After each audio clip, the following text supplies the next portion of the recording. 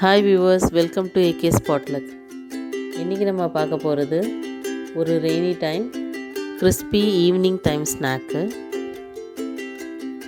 இதுக்கு செய்ய தேவையான பொருட்கள்: 2 பெரிய வெங்காயம் நீளமாக நறுக்கினது, ஒரு பச்சை மிளகாய் தின்னாக ஸ்லைஸ் பண்ணி வச்சுருக்கணும், இஞ்சி கிரேட் பண்ணி வச்சுருக்கணும், சீரகம் 1/2 ஸ்பூன், கொத்தமல்லி பொடியாக நறுக்கினது, தனி மிளகாத்தூள் அது 1/2 ஸ்பூன், 1/2 கப்பு அரிசி மாவு, உப்பு தேவையான அளவு. இப்போ நம்ம நீளமாக நறுக்கி வச்ச வெங்காயத்தை ஒரு பவுலுக்கு ட்ரான்ஸ்ஃபர் பண்ணிடலாம்.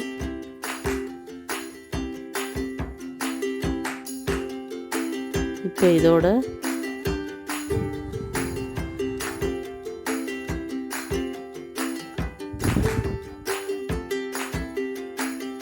இதோட நறுக்கி வச்ச பச்சை மிளகா, கிரேட் பண்ண இஞ்சி, பொடியாக நறுக்கின கொத்தமல்லி, சீரகம், இது எல்லாத்தையும் ஆட் பண்ணிக்கலாம்.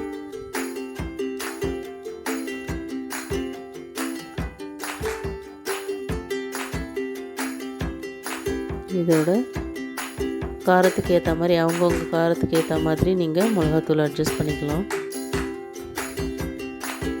இல்லை பச்சை மிளகா தான் போட்டிருக்கோம், மிளகாத்தூள் வேண்டாம்னு நினச்சாலும் போடாமல் விட்டுடலாம். இந்த இஞ்சி பச்சை மிளகா வாசனையும் நல்லாயிருக்கும். இதோட உப்பு ஆட் பண்ணிக்கிறோம். அப்புறம் 1 ஸ்பூன் எண்ணெய். இது எல்லாத்தையும் சேர்ந்து நல்லா இந்த வெங்காயத்தில் இந்த எல்லா மசாலாவும் கோட்டாகிற மாதிரி நல்லா பிசைஞ்சு விட்டுக்கலாம். ஸோ ஃபுல்லாக எல்லா வெங்காயத்துலேயும் இந்த மசாலா நல்லா கோட்டாக இருக்கணும். அதுக்கப்புறம் இதோட நம்ம கொஞ்சம் கொஞ்சமாக இந்த அரிசி மாவை ஆட் பண்ணி பிசைஞ்சிக்கலாம். ஃபஸ்ட்டு வெங்காயத்தில் இருக்க மாய்ஸ்சரே அப்சர்வ் ஆகிற அளவுக்கு நம்ம நல்லா பிசையணும். ஏன்னா இது நம்ம கொஞ்சம் திக்காக தான் பிசைய போகிறோம். அதனால நிறைய தண்ணி விட்டெல்லாம் பிசைஞ்சிடக்கூடாது. ஃபஸ்ட்டு இந்த வெங்காயத்தில் இருக்க ஈரப்பதமே இருக்கும், அதை நல்லா அப்சர்வ் ஆகிற அளவுக்கு நம்ம பிசைஞ்சிட்டு அதுக்கப்புறமா கொஞ்சம் கொஞ்சமாக தண்ணி விட்டு தெளித்து பிசையலாம்.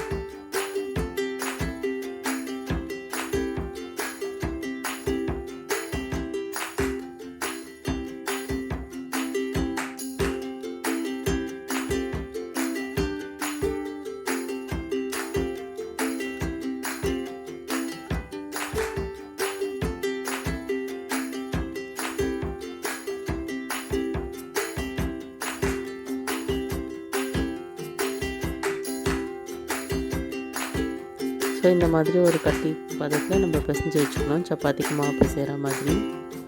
இப்போ இதுலேருந்து கொஞ்சமாக நம்ம எடுத்து, ஏன்னா அது ஆனியன் இல்லையா, அதனால் நம்ம நல்லா எல்லாத்தையும் எடுத்து ஒரு பால் மாதிரி கொஞ்சம் உருட்டிட்டு அதுக்கப்புறமா நம்ம அதை உள்ளங்கையில் வச்சு தட்டி போடலாம். பாருங்கள், உள்ளங்கையில் இப்படி வச்சு தட்டிட்டு நல்லா ஈவனாக நல்லா தட்டிட்டு அதுக்கப்புறம் நம்ம அதை எண்ணெயில் பொரிக்கலாம்.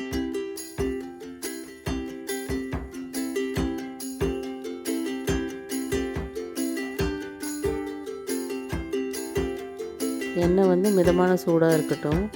ஏன்னா இதில் அரிசி மாவு, வெங்காயம் எல்லாமே ஈஸியாக கருகி போகிற மாதிரி ஐட்டம். அதனால் நம்ம எண்ணெய் மீடியம் ஃப்ளேம்லேயே இருந்தால் தான் கரெக்டாக இருக்கும்.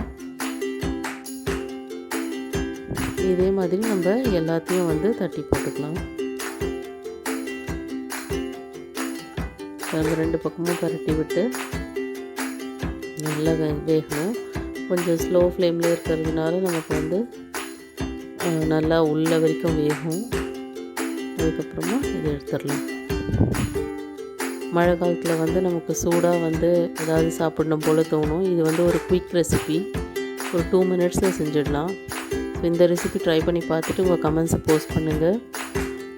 இந்த வீடியோ பிடிச்சிருந்தா லைக் பண்ணுங்கள், சப்ஸ்கிரைப் பண்ணுங்கள், ஷேர் பண்ணுங்கள். தேங்க்ஸ் ஃபார் வாட்சிங் அவர் வீடியோ.